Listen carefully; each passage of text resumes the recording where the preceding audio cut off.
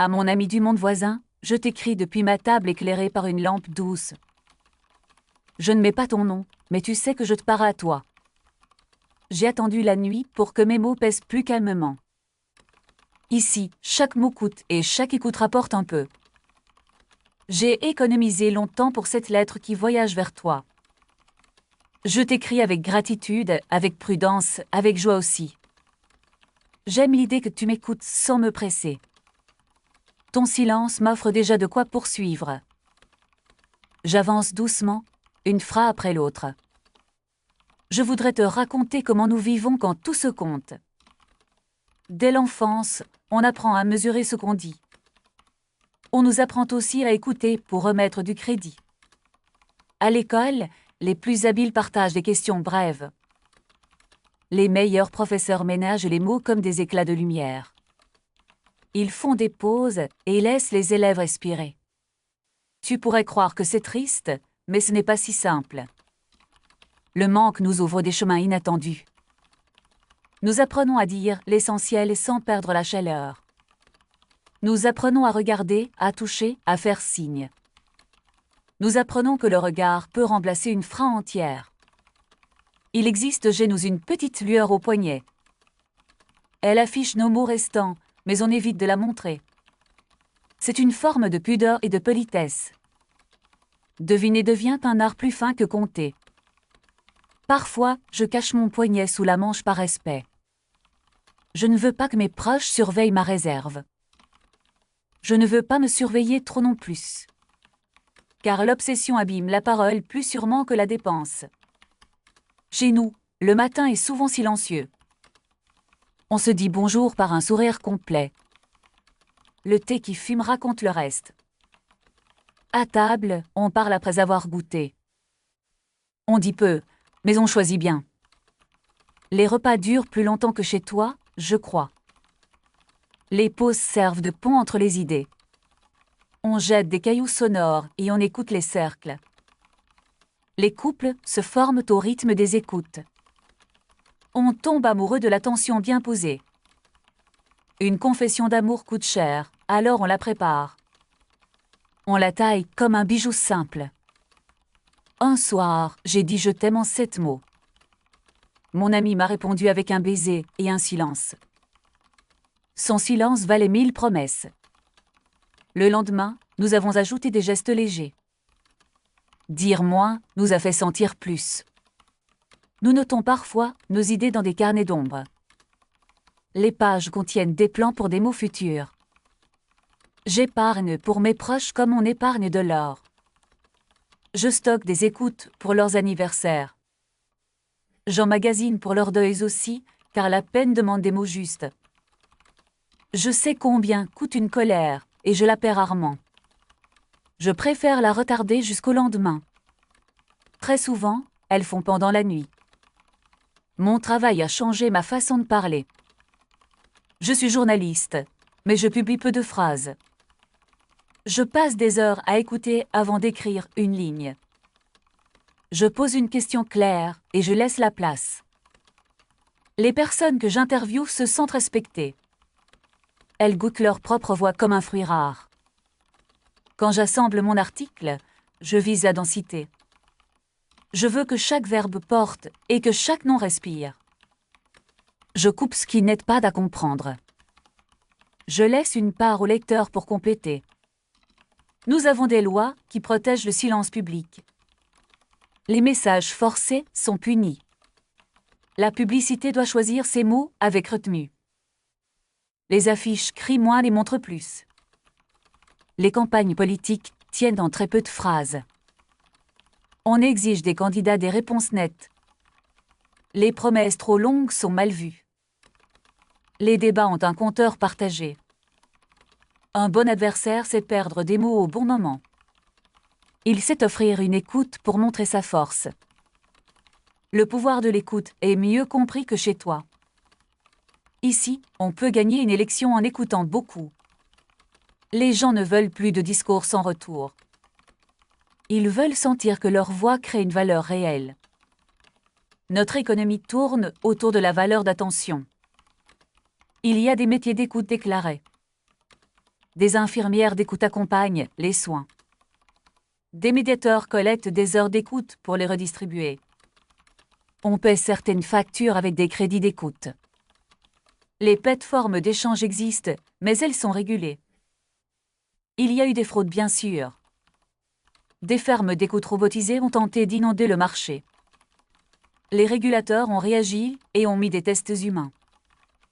Les signes du visage sont entrés dans la preuve. On repère l'attention sincère par des micro-gestes.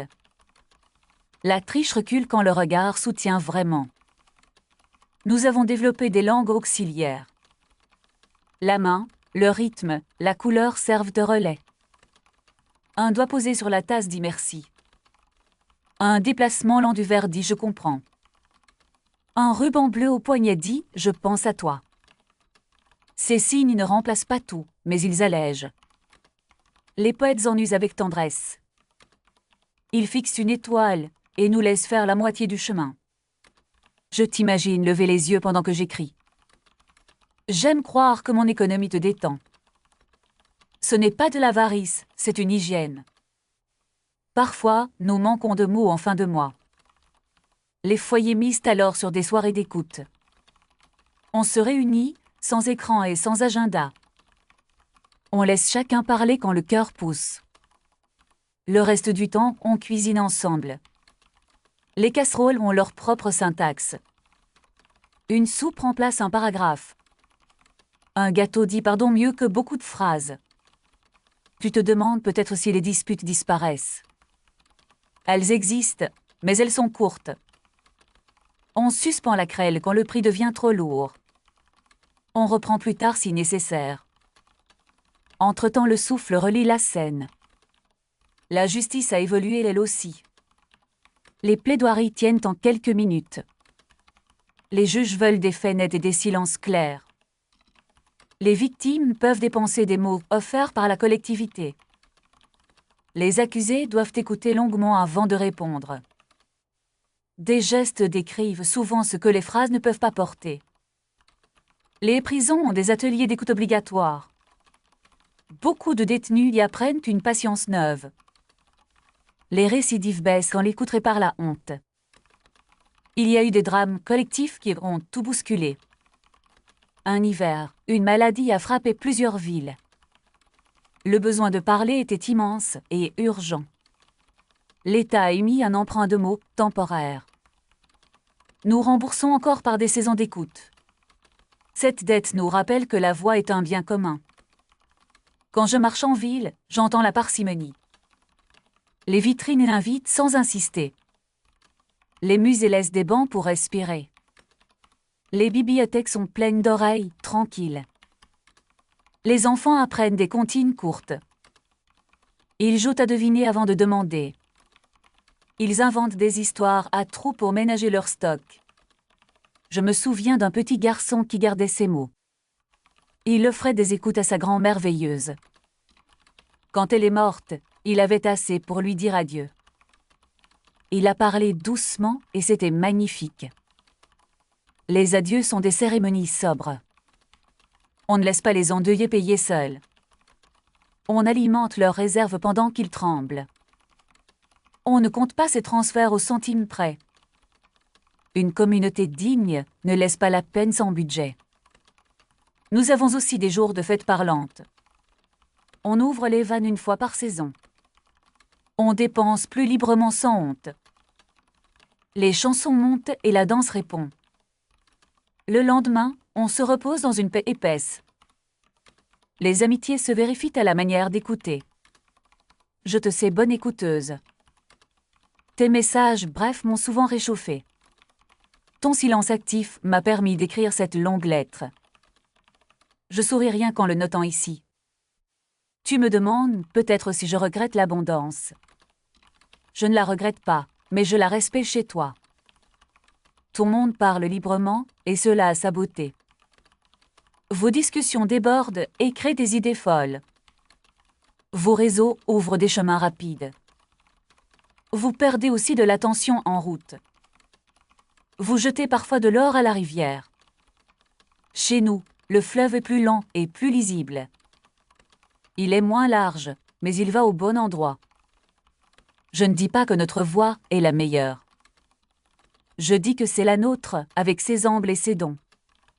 Nous testons des outils pour dire plus avec moins. Des algorithmes compressent un long propos en 10 phrases. Ils aident, mais ils ne remplacent pas l'attention humaine. Un texte bref peut cacher des simplifications dangereuses. Nous apprenons à vérifier ce que la machine coupe. Une parole juste ne tient pas qu'au nombre de mots. Elle tient aux soins qui la posent en face. Un jour, j'ai couvert un conseil municipal. La salle avait un compteur commun qui sonnait. Les élus ont réduit les slogans et augmenté les preuves. Le public a offert des minutes d'écoute pour le vote final. Cette offrande a rendu le débat plus doux. Une autre fois, j'ai rencontré une contrebandière de mots. Elle vendait des poches de commentaires tout faits. Elle se vantait de gonfler les poètes sans effort. Je l'ai écoutée 5 heures et elle a avoué sa fatigue. Elle disait manquer de vraies conversations. Elle voulait qu'on lui parle sans tarif. Nous avons marché dans un parc, presque sans bruit. Elle a pleuré et m'a remercié pour ce rien précieux. Depuis, elle a fermé son commerce et rejoint un atelier. Elle apprend la médiation et elle sourit mieux. Je pourrais te raconter 1000 autres scènes. Je choisis plutôt de te laisser des images simples. Un père qui apprend à écouter sa fille le soir. Une enseignante qui donne la parole à un élève tremblant. Une infirmière qui prête ses écoutes à une vieille femme. Un maire qui répond par 2 phrases nettes. Un couple qui rit en silence devant un chien maladroit. Une famille qui fabrique une tarte au lieu d'un long discours. Des amis qui s'excusent par une marche au bord de l'eau. Un quartier qui coupe les klaxons et gagne du sommeil. Un atelier où l'on trie les idées comme des graines. Un journal mural qui n'accepte que des phrases solides. Des funérailles où une chanson suffit à tout dire. Des naissances qui commencent par un regard prolongé. Des voisins qui se saluent par un geste inventé. Des mains qui parlent une langue claire et tendre. Je m'arrête ici, une seconde pour respirer. Tu sens peut-être que je garde un secret pour la fin. Je te le confie parce que je te fais confiance. Mon compteur n'est pas bas, mais je le veux vigilant. Je dois bientôt repartir sur le terrain. Une ville voisine prépare un référendum sur le temps d'écoute. Certains veulent doubler le crédit offert par heure. D'autres craignent une inflation de paroles faciles. Je sais que le débat sera vif et court à la fois. J'espère que la décision préservera notre délicatesse. Dans ce climat, je ressens une urgence douce. Elle me pousse à t'écrire plus souvent que d'habitude. Ta lecture m'aide à affiner ma propre mesure. Tu m'apprends à ne pas accumuler par peur. Tu m'apprends à offrir ce que j'ai, sans ostentation. J'aimerais te demander quelque chose à présent. Dis-moi comment tu choisis tes mots là-bas. Dis-moi ce que tu gardes et ce que tu lâches. Dis-moi ce que ton monde fait de l'attention. Je voudrais comparer nos outils et nos gestes.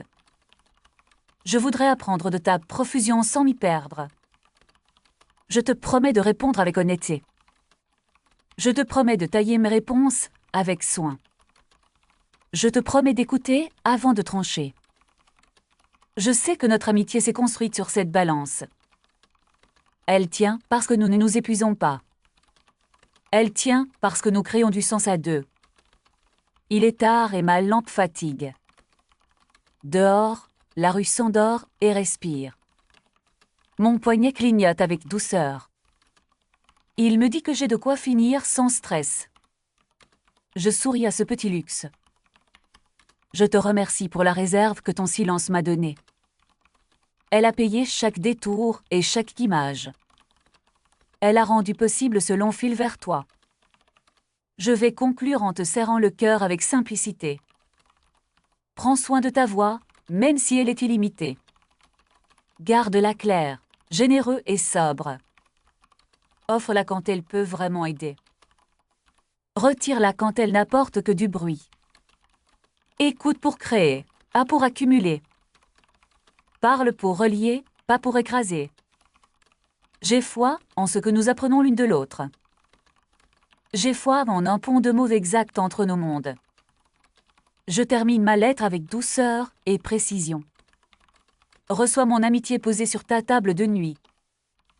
Reçois ma gratitude qui ne demande rien de plus qu'un signe. Reçois enfin la paix que je t'envoie en silence. Ton ami du monde voisin.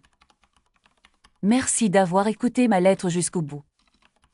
Si tu as aimé ce message, mets un j'aime. Abonne-toi pour recevoir les prochaines lettres. Laisse un commentaire pour me dire ce que tu as pensé.